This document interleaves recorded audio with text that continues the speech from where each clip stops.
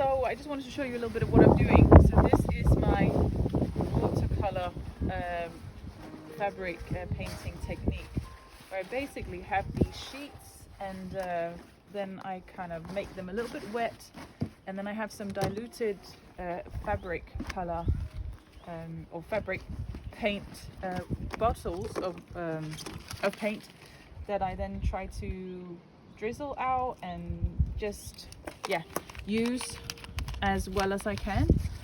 And I use these old bottles and then put extra water in when I need it, and that's a nice way of making it more wet. And if you want the colors to blend in a little bit more, and then you get this kind of this watercolor effect. That is quite cool. Then I also use just paint like this out on my rubber gloves, and this is my favorite color, if you didn't know. And then I'm just trying to add little kind of accents without it looking too much like handprints on it. So I'm just trying to be very careful. And of course these colors, they kind of mix together, but if you mix too many colors together and do this too much, then you just end up making a nice brown, which can also be what you want, but maybe not. So I'm going to leave these as they are, even though you kind of always want to do a little bit more to them. Just gonna give these, like, this is a spray textile paint, but it doesn't work as well as the spray. Kind of just, the nozzle doesn't work anymore. But then it almost looks like some kind of watercolor ink, which is quite cool. Now I'm gonna go down and put these up here in the garden. So over there we got some green that I did just before, and it's actually already kind of poured down quite a bit. It had much more whiteness in it, so the paint actually pours. I don't know, is that the right word? Runs, of course. So it's going to be fun to see how much this runs. But I really like this mix of colors, this light lilac, pink, orange, and then we'll see what it runs into, if it runs into anything. So here are the white sheets that I actually got from a big laundry place that they sometimes get the wrong sheets when they get all the stuff they need to wash, and then they don't know what to do with it. I'm gonna make all of them. So I'm going to put them all here, and they are now getting little spots of paint on them because this wasn't completely dry. That's fine, doesn't matter. And then I've got some of my favorite colors here, but I want to dilute them, so I'm just putting some of this very lovely blue in one like that, and this very lovely sea foamy color as well in this. And then I'm just gonna add some water, and I don't care that I spill, because these sheets need to get wet anyways. So I'm just filling it up like that, and then I'm adding a lid, and it doesn't matter if it's the right lid or not, it's fine. And this is also a great way to actually use up those extra bits you have left in the bottle. And before I do anything, I'm actually just gonna sprinkle some water, almost splashed it on myself, and then you can just take it up, put it down again. It doesn't have to be even at all. It can just, it can just be a mess, because as you see down there, the colors will pour, will run, so it's fine. Taking the sea foamy minty color first, my favorite, and then just pouring it on here, creating a kind of a base, just completely random almost. And then I'm turning these sheets over, so get some of the white parts out, and then I'm taking the light blue, that's very light, So this will be very, very watery, very light, and depending on like how the sheet is, also, yeah, it kind of depends on how thick the sheet is, how much water is already on, how much the color will then spread. So that didn't give that much color, so I think I'm going to take some of this. It's like it's actually like a shimmery mother of pearl kind of shiny paint, and I'm going to add some water to that and some water to the bucket.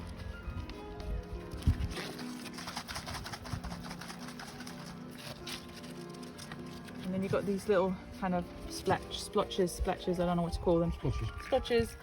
They're the ones I love the most of all. So this is to create the base. And then, yeah, you can see this was a lot of fabric, so it hasn't all gotten that much. But if I make sure that it's all wet, then perhaps I can be lucky that the color will bleed and run and kind of distribute itself a little bit more. But you can also just leave it like this, because perhaps you actually want something that has a little bit more brightness to it still. So I'm just going to put one sheet on top and then the other ones kind of underneath, and then I'm just going to do a little bit extra to this. So this is the orangey. So I could just make one with this and go and hang that.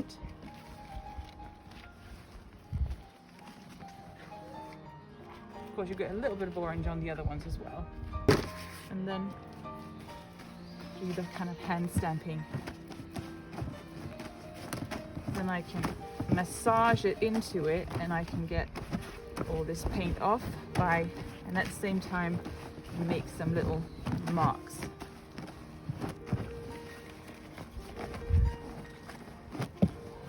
And then I also want to use some of this just to try. Yeah, some of these textile paints, they're all very different in texture, and maybe some of them are also a little bit old. But you can still use them.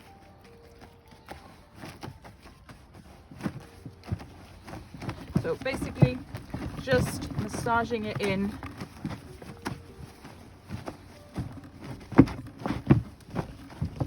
Gonna hang that up afterwards and see how much that runs. So that bucket was empty, so I'm just popping it in there. And this one with the orange, I actually think, because I really like orange, but I like orange especially with yellow. So I think I have a little bit of yellow here. I don't know how good this one is, but oh yeah, I got a lot there.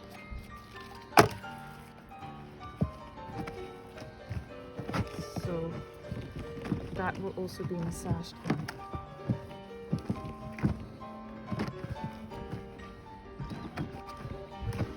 And then we'll see what this turns out to be. Good, I'm popping that on top of this as well.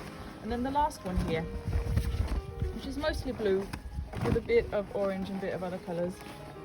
I'm going to use my most favorite. I'm actually going to make it some neon, because I really like neon.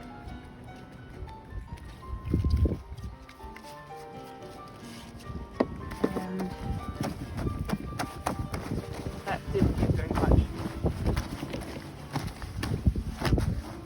at all. I'm going to add some more of my other favorite. I'm going to add some pink to it, because that is a great mix. This neon pink is soon empty because I love it so much. But I can get a little bit more of it.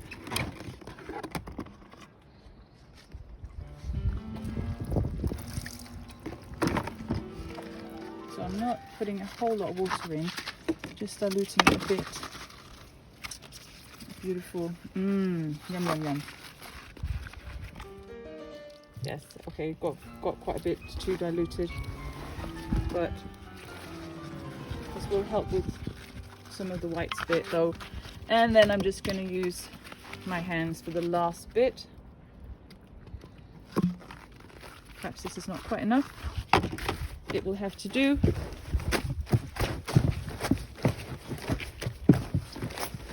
So this is proper bubble gum. That's what it looks like. And I'm not so afraid of these kind of rubber stampy things, because I'm sure, because this is quite wet, that it will actually run like that. Okay, and then we'll go to hang these up. The last bit.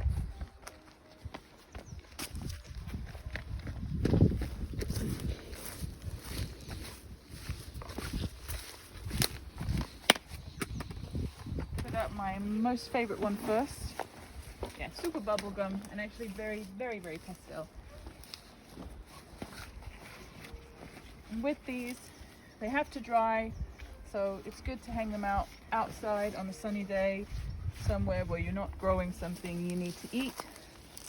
And then they dry, and then you have to fix the colors with heat. So you can iron them or give them heat some other way. Here comes this orangey yellow thing. Just like to see how much that will run. And the last one.